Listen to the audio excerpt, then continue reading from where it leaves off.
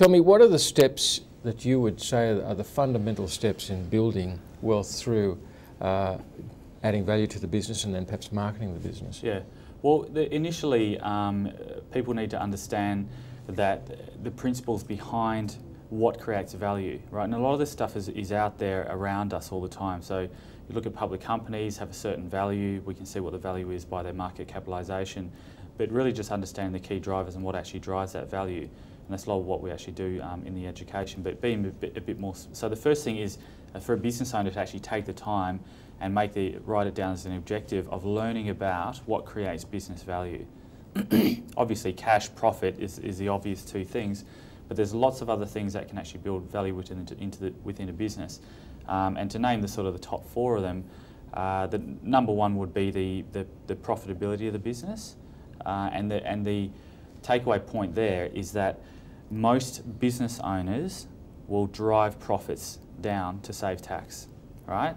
So if a business person is running a business and they're trying to keep a cap on the amount of profitability within the business, it's going to hem the actual value of the business down the track, especially if there's a history of the business not being able to grow and not being able to make profits. Now, of course, a business might be a good cash flow machine, which they're pulling money out of the business, or maybe they're using the business to fund their lifestyle. But when it comes to selling the business, when you're presenting that business to a buyer, there's no history of growth and there's a limited history of profitability to show them.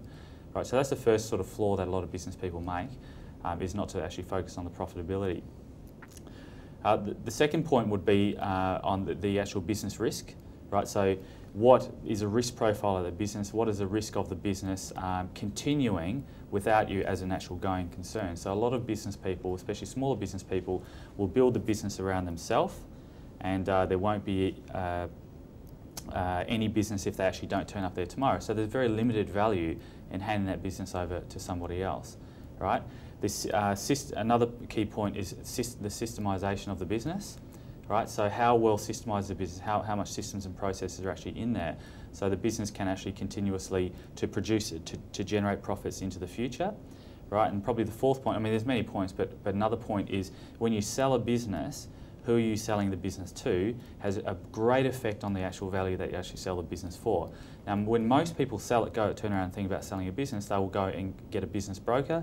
The business broker will just have a quick look at the business, say it's worth roughly around about, 3 or 4 times its profit, remembering that the profit might be artificially low because the business owner is actually being told to do that.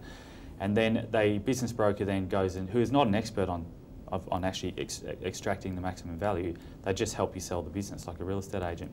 The business broker then pop it onto a website and people will come along looking to buy the business for the cheapest possible price because they want to get the highest return on the amount of money that they actually put in.